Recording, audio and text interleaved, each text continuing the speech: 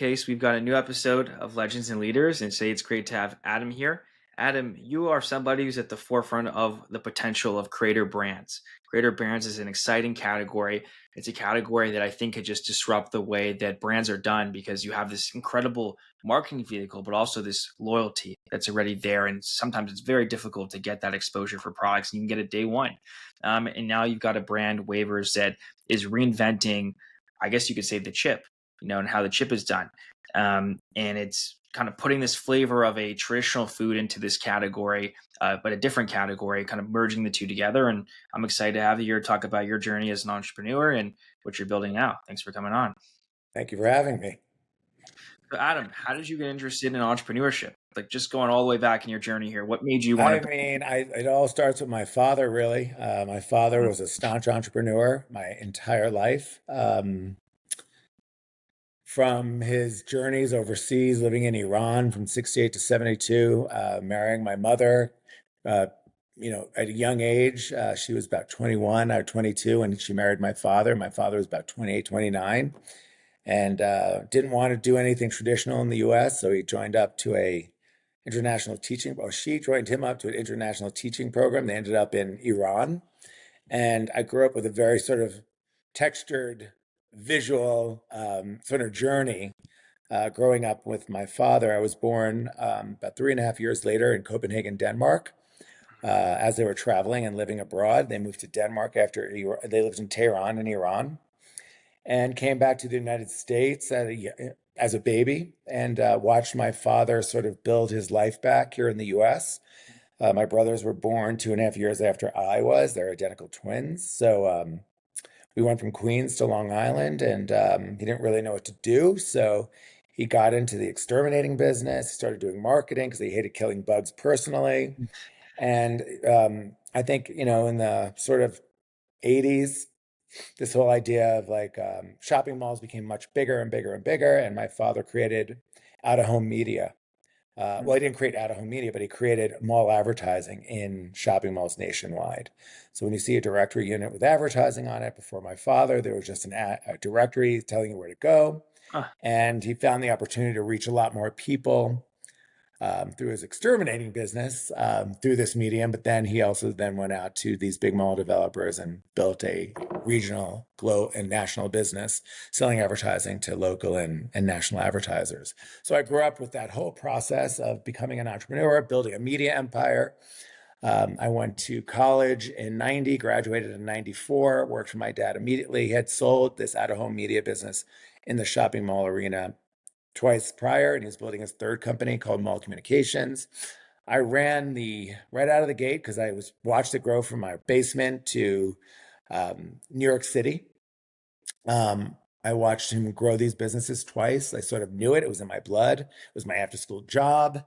It was my friend's after-school job. I was making maps for malls because that was part of our service to them. We'd take over their maps. Every time a new retailer in, we had to create a new map, and then we were selling advertising. And I just found it fascinating, and also found it as a route to me getting out of Long Island into New York City. So that was probably the biggest allure as a young kid, sort of leaving the suburbs after college. I went to school at Bentley College in Boston, came back and decided to, my father wanted me to work for him. I said, only if you move the company into New York City. So he did. And that's where I started my, experience in really, untraditional, traditional media. Out of home was sort of emerging. Where do we reach people as they're going out of their home more? Shopping malls were sort of that mecca, their town hall. And I built over the next decade a national sales team and a national sales revenue generating business with him for the third time.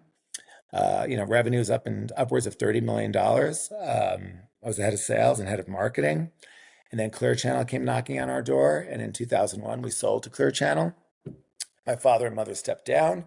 It's a hard decision for my father to make because he wanted to leave it to us. But I said, Dad, I'm ready to sort of spread my wings into other forms of media.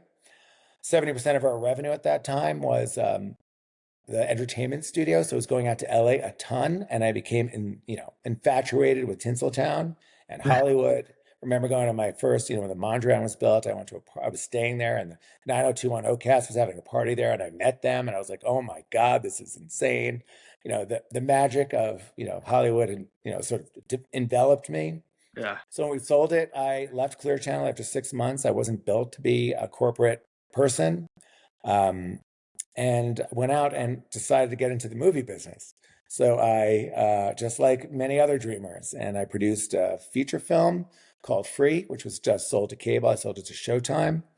At that time in the 80s, I worked with an iconic, well, the film was done in 2000, but I worked with an 80s superstar, Ione Skye. She was in Say Anything and some other major films that I grew up with. She was the star of my film, and this other guy, Corin Nemec, who played another major character on TV, Parker Can't Lose. And those are two sort of moments that I cherish because it taught me about, building another house or building another team. And the media changed, but I got advertisers involved to like sort of, I was watching what Ed Burns did with his first film where he got Heineken to come in and Mhm. just like offset the beer costs for the crew, so they had something to drink and sort of revel in at the end of the day. So I went out to brands that I had a relationship with and sort of product placed around, the first film I did. Didn't get any money, but I've definitely offset some costs. And I noticed that media was changing, and so was I. And social media became big, and integrated partnerships became big. And I developed a really close relationship with a neighbor of mine who was representing Heineken at Publicis when I actually moved between New York. I was living between New York and LA at the time. And I became an entertainment consultant for Heineken. And I sort of started my own little branded entertainment agency where I sort of went back into the brand world and said, hey, I'm not here to sell you media because I don't own a media company, but I do think there are opportunities to produce events, build out sponsorships, connect you to entertainment with celebrity endorsements. Sort of evolved over the 4 years I was there and meeting a lot of people sort of in that space. Started my own boutique agency, which still exists today under the name of Adam's Apple Marketing. And at that time, I produced a short film soon after. And in 2002, it won the Sundance Short Film Festival division. And it was called Goodnight Valentino, about Rudolph Valentino's last 10 days on this earth. It was the term Latin lover comes from Rudolph Valentino. And it was a very significant article that he had, his last article that he created that I sort of built a narrative at and produced a 20-minute short film. And from that, I got an agent, and because we won, and and next thing I know, I'm producing TV shows with branded content. So I'm working for MTV. I'm working with, it's sort of like a crazy ride, Entertainment Tonight. Um, and then I produced my own TV show for The Hollywood Reporter. We licensed the name, and I built this entire show out for global markets, all fueled by my advertising relationship. So everything, my sort of niche was that I had built this big media relationship with my dad. My mother ran that company as well with him. My brothers worked for that company. And we developed such good relationships with these Fortune 100 brands and some, beyond that, that I always kept those relationships because I knew that was my currency as an entrepreneur. That was my base for sort of all commerce and also my own livelihood. So that was the sort of narrative that led me to this sort of agency. And then when I started doing events, subsequently, my cousin Jason Cohen, who is a staunch entrepreneur in the CPG space, partnered with a gentleman by the name of Jerry Bello, who is my business partner today, who created Veggie Straws. Jason and he built that business together, and they kind of came up pretty quickly from, I think, 2005, 2006. And in 2007, they retained my services to help them sort of pop their brand into pop culture. So I started, sponsoring, doing things for them like Sundance and the Young Hollywood Awards and, celebrity endorsements and all that sort of, fun entertainment marketing. And they sold that business for a very, very large amount of money. And, I was consulting for big clients. I had Heineken, I had Moet Hennessy, I had American Crew, I had Motorola, paying me, substantial, but, competitive retainers at that time for that market, doing all this sort of integrated content, production, producing commercials, producing live events, producing events. And my cousin and Jerry exited for a lot of money. I didn't have any tie to the brand other than a retainer. And my cousin Jason sort of took a little time out, and not really a time out, but he was young, had a young family, and Jerry was sort of still sort of in the process of building brands. And, it was like, thank you. And it was great working with you. And I started consulting for Hain Celestial that bought veggie straws, Sensible Portions veggie straws. And worked for, consulted with them. I had a contract. So I sort of, till they got rid of me, they bought me out of my contract eventually, which happens when a company buys another company. They do things a little differently than you do. So I sort of became sort of obsolete for what their, sort of marketing tactics were and initiatives. And I left that sort of side of things and I started looking at new opportunities that I could have an equity relationship with. Um, my cousin and Jerry sort of reached out and looking at opportunities to come back with them. And I came back in a more integrated way with, a vested interest in these brands. And I started building, the next brand I started building was Brownie Brittle with Sheila G. Sheila G's Brownie Brittle was sort of discovered by Jerry and some of the people around him. And from there, we went, we built another substantial CPG business with a big exit. And then we went to Cookie Pop, Candy Pop. Again, relationships predominantly through Jerry. Some of them were smaller brands through other relationships that sort of Jerry's network had. So I was sort of living in a space that I was, an additive sort of chief marketing officer to a lot of brands on an executive level. Playing my part until they became a bigger, medium-sized brand, and we sort of pushed them out as an island in the stream and went on to the next and the next and the next.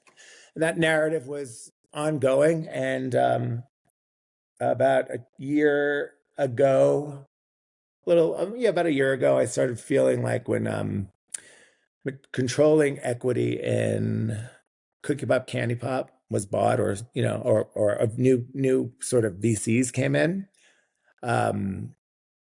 I knew my time was probably up at some capacity. I wasn't really doing what I did before, and we got it to where it was to do just that.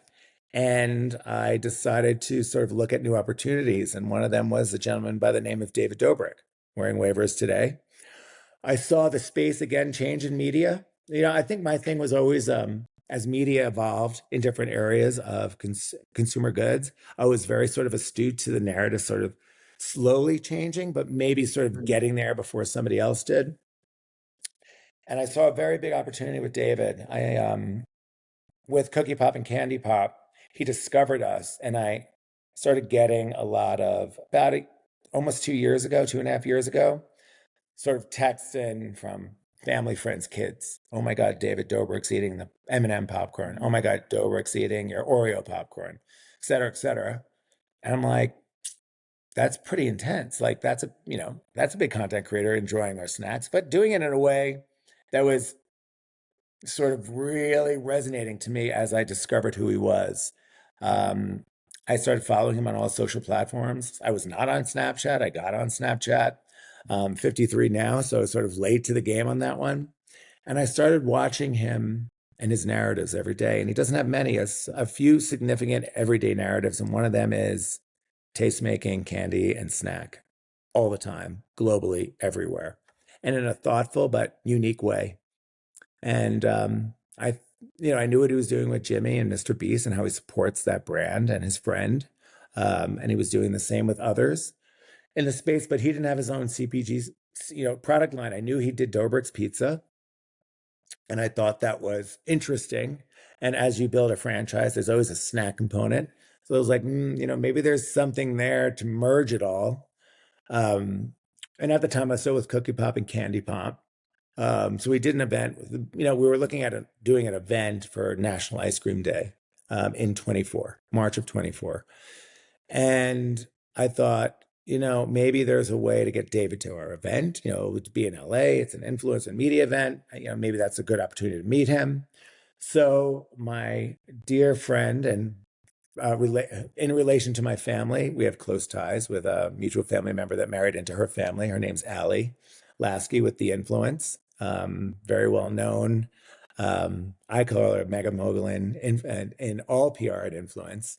She has been my, right hand woman for many years, and I said, let's find him. Let's find David, and let's see if there's something there. So she connected to his team. And he happened to have 3 soft serve ice cream flavors at his pizza place, unbeknownst to me. So he became our hosted partner for National Ice Cream Day. He came down. And at that time, Jerry was still CEO of Cookie Pop and Candy Pop, my business partner. And I said, "What do you think about this idea?" Because we had Pizza Pop as an IP. I said, "What about looking at him to do maybe a flavor for us and endorse that SKU, do a deal?" And he said, "Well, see where it goes." So we went down there, we did the event, and I finally went up to him, started talking to him, and I said, "Hey, this is what we do. This is who we are. This is sort of our pedigree in snacks. What do you think about doing Pizza Pop?" And I think his response to me was, "I don't really love popcorn. That's not my favorite snack." So I was like, "Oh." So I think I, quickly turned around and said, "Well, what about doing your own snack line based on Dobrik's pizza?" And he said, "That I'm interested in." So that's sort of from that point on, the narrative sort of built itself out. Here we are today. We launched in pretty much July, and we are already a global business. We're in Albertsons banners today with waivers. We're all of them. We're in It's Sugar nationally, the biggest candy store chain in the country. We're in GoPuff and Bevmo. GoPuff has been an excellent partner with us. In fact, we launched with them and integrated with them into David's birthday party, his infamous events at his house. Um, Same with It's Sugar. They were sort of our first partners to the gate. We did a nightclub version of Lollapalooza After Party at their store in Michigan Avenue and changed It's Sugar into a nightclub. David hosting it to 500, wild fans. It's been quite a ride. And then we got, very big interest from global retail partners because of his reach. When he's amplifying something nationally, it reaches globally. And we just launched in all 7-Elevens in Australia. So we're actually going over there to support that partnership through New Year's, and big things to come. And we're there with David and Natalie and team. And onward and upward. We're going into markets globally, probably be in another 13 markets by the end of next year, globally, as well as, continuing our reach in the US. I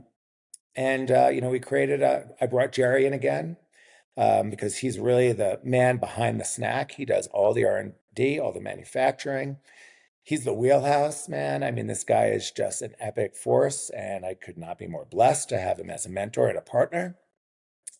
And he saw this vision as well as I. He was a little bit more skeptical because he didn't really know the content creator space as well as I did. But soon after meeting David, he was very, very convinced that this was a guy who was serious about building a legacy brand. And David and Jerry and I built this, with three partners in Tastemaker Food Products Co.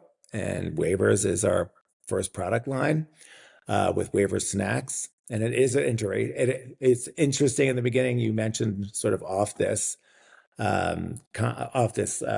recording that it is an innovation in a chip, which really hasn't really been innovated since Pringles. So I Yeah. think there's that. There's sort of a hybrid of a veggie straw and a chip, potato chip. There's iterations of that coming in different sort of formats and flavors. But it's been a very well received snack. It's a better for you categorized snack. We're doing some reformulations to make it even better in the new year, which we won't announce yet, but I think everybody's going to be very pleased. There's some trends that we can't not become part of, but there are out there, and I think it's will benefit our consumer. And we're just very excited about seeing where this goes. It's been very fun working with David and his crew. They are an amazing team. They're a very insular, tight team, and very, very, very, very, very committed alongside Jerry and I to be there as much as we are to build this business. So that's my very, very long story. And how many minutes did I do it in? 8:19. So Adam, If how I did you? said too much, Yeah. I apologize, No, but no, it's fine. I didn't know if it was a one word or one sentence answer. No, so how did you figure out how to structure the brand with David and like build out the team all around that? And then in terms of just like the scale plans, like what is scale beyond what you mentioned here? Like what is the end game, the major goal for the brand in general? Well, I mean, I always saw it as sort of like this perfect trifecta, with I always thought he was sort of like there was really nobody in his space dominating the snack aisle. this salty and savory set. And I Hmm. thought there was an opportunity for some interruption there and some innovation. That's sort of our wheelhouse. That's where we live every day. So I thought, maybe he can be part of that narrative. He's interested in going that route, and rest assured, he was. So, we were happy to see that take form. We didn't know at the time. He's, we're equal partners. He, me, and Jerry. Um, he's sort of this big dynamic sort of sales and marketing person, production guy, which I respect highly because that was me for many years. So it's sort of like he's like the incarnation of everything I have done in that space, but not an actual, he's not like an actual product good. He is the product. So it's innovation in any categories of CPG. I think we'll expand beyond just snacks, through the Doughbrik's brand, um, you know, based on his, pizza story, his pizza narrative. Um, but it's nice to work with somebody who can talk back to me. I've been working with Heineken. If he was a beer, he wouldn't be, coming to meetings and doing these things with us. But he's certainly not a beer. He's a person with many, many, many, many talents, which are amplifying the brand in so many unique ways. um, it's nice to have somebody who understands a brand as much as I do, sort of in that space, especially in the marketing space, and in the content creation space. I think we both very much get the vision, and I think Jerry does well as well from the manufacturing side. So the collaboration is just very unique. Three different people, sort of from three different worlds, all in love with snacks. I mean, at the highest level. Real tastemakers, hence the name of our company, Tastemaker Food Products Co. So it's sort of like the universe almost brought us all together in some, weird and dynamic way. The team is structured. We have our internal team out of Orlando, people who have been together building these brands for 30 years. I mean, we're a wheelhouse. We do everything from idea to shelf. So we have it all. David's team helps us with all the sales and marketing efforts and also the R&D process. In fact, I'm about to do a tasting with David and team next week that I'm super excited about. We have about 20 new flavors we're going to share with them. And that's always a fun part of the business, the inception and creation part. Um, and then also the dynamic nature of who David is and tapping in and weaving in to his narrative, this new narrative, which I think has been interesting. It's definitely a new normal for everybody. Um, a lot of work for a lot of people who have a lot of work already on his side. So I always, respectfully apologize, but they're like, we're in it. So, there's that part of it that I'm very blessed with because they can be like, oh, if Adam texts me one more time, or if Adam sets up one more meeting, or if we have to fly one more place, but that's not it. They're like, where do we need to go and when, and we'll figure it out. So that's been a blessing. You never know how people from different worlds are sort of want to merge. And, they are sort of in that media space. They're producing branded content a lot. They're working with sponsors a lot. They understand how to do that. So I think it's very helpful. Yeah, and I think just back on the point you had earlier about identifying a niche.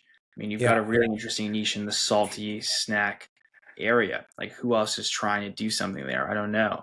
It's quite an open Well, area. we always have been. So there's us. Yeah. I think we have some good, I think now we've gained some real respect in the space. We've worked with, I sort of worked in many different aspects of that space, even with our cookie pop and candy pop line, the fact that, these large licensed partners like Mondelez, Mars, Ferraro Post entrusted us with their products and merged into a salty and savory set for the first time, creating another stream of revenue for them was unique. It was a unique partnership, and also for me as somebody who's heading up marketing for the company as chief marketing officer, learning the narrative and the process to work with licensed partners. I hadn't done that before, so there was an education for me which I valued immensely. um, and watching the process from a corporate side again, which was not really my forte as a staunch entrepreneur, but that was a great learning experience for me, and it was really a very seamlessly wonderful experience. Everybody I worked with from all those four houses were completely excited about that process and that new sort of narrative for them as well. So, as long as there's innovation involved and passion, I think it resonates to whoever your partners are and they sort of feed into it. So I think it was a rah-rah experience for all of us. Just the last question I have, Adam. Yeah. Like, what are some maybe goals or ambitions you have right now, stuff that you haven't done yet that you want to achieve? Like, what does the future look like for you as a business operator, entrepreneur? Well, to be quite honest, this is my first real run out of the gate with something I developed completely from idea to shelf on my own and then brought in partners. So it was a challenge. I've learned that I've probably known more than I gave myself credit for.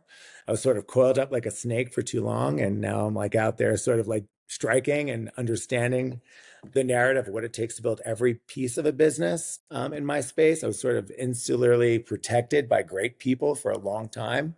Now, a lot of it is relying on me, which I love. I mean, again, I think that goes back to my entrepreneurial spirit. Taking, a seed and planting it and watching it root has been very exciting. And I think if there is a future in that, I think Tastemaker Food Products Co. will harness and harbor a lot of, whether they're content creators or just ideas or just great foodies or other people who come in who want to partner to build or grow something together. That's what I hope to happen. So building a wheelhouse of creative tastemakers and building dreams, really. I mean, this is a dream of mine. So I'm living off of that high right now, and watching it now rooted and really sort of after only 5 months, seeing it in creation on a global level is just I don't even know what to think. I'm thinking we're moving so fast. I haven't really processed it yet. That's awesome.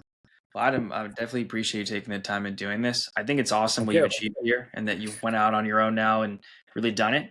And I think there's a lot more in store. I mean, especially with the innovation in the category you're into, I think innovation is always the way to go. And sometimes you see creator brands that don't have an innovative approach to the product and they just rely on the creator's marketing. And here you've got that on both pieces. And I Yeah. think that there's a lot of disruption to come. So The thanks one for thing doing that's missing, hold on. it. I'm looking for right now. Show the product. Yeah, show it off. There it is. Well, these are There our we go. 0.5 ounce grab and go bags. I don't have any of Mhm. the bigger bags here. These are also our trick or treat items. So it's Nice. great for trick or treating.